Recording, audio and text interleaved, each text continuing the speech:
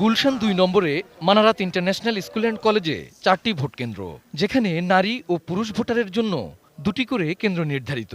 নারী কেন্দ্র ১ ছাড়া বাকি ৩টিতেই সকাল থেকে দুপুর পর্যন্ত মেয়র পদে জাতীয় পার্টির কোনো পোলিং এজেন্টের দেখা মেলেনি। এজেন্ট ছিল না অন্য ৪ মেয়র প্রার্থীরও। এজেন্ট আপাতত ২ জনে আমরা পাইছি আর কি, টেবিল ঘড়ি, বাঘ আর হলো আম, এই দুটো আমরা এখনো পাইনি আর কি। দুপুর ১২টা ২০ মিনিটে এই শিক্ষা প্রতিষ্ঠানের পুরুষ কেন্দ্র ২-এ ভোট দিতে আসেন ব্যান্ড তারকা শাফিন আহমেদ, যিনি ঢাকা উত্তর সিটির মেয়র পদে উপনির্বাচনে জাতীয় পার্টির প্রার্থী। কেন্দ্রের প্রিজাইডিং অফিসার ক্যামেরায় কথা বলতে রাজি না হলেও জানান, নৌকা প্রতীক ছাড়া মেয়র পদে আর কোনো প্রতীকের এজেন্ট নেই।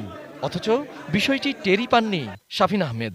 এটা আমার অফিসে কথা বলতে হবে, দেখতে হবে। একদিন যারা গ্রামে ছিলেন, মাস ৬ হলো তারা সিটি কর্পোরেশনের অন্তর্ভুক্ত হলেন।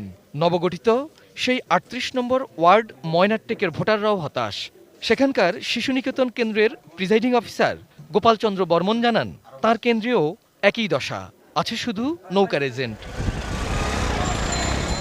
একই অবস্থা ২১ নম্বর ওয়ার্ডের বাড্ডা সরকারি প্রাথমিক বিদ্যালয়ের ৭১০ থেকে ৭১২ নম্বর পর্যন্ত ৩ কেন্দ্রের ৪ মেয়র প্রার্থীর কেন এজেন্ট নেই? ছিল কি কোনো বাধা? এমন প্রশ্নে মুখ খুলেছেন এই ওয়ার্ডের বাড্ডা আলাতুন্নেসা উচ্চ মাধ্যমিক বিদ্যালয়ের একটি কেন্দ্রের প্রিজাইডিং অফিসার। এখন একজনই আছেন, অন্যদের কোনো মেয়র পদের আর অন্য কোনো এজেন্ট নাই, বাট কাউন্সিলররা সবাই আছেন। আমরা কোনো বাধার কোনো অভিযোগ এখনো পাইনি। তারপরও Nawab Habibullah school and college, is school and college, Mohammadpur degree college কেন্দ্রে লাঙ্গল প্রতীকের এজেন্ট পাওয়া যায়নি। অথচ অস্বীকার করলেন প্রার্থী নিজেই। আমাদের পোলিং এজেন্ট দেখা যায়নি, কথাটা কিন্তু সঠিক নয়।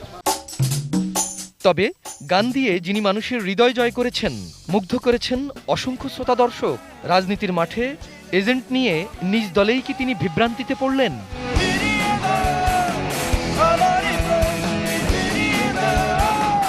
একে আজাদ, এটিএন নিউজ, ঢাকা।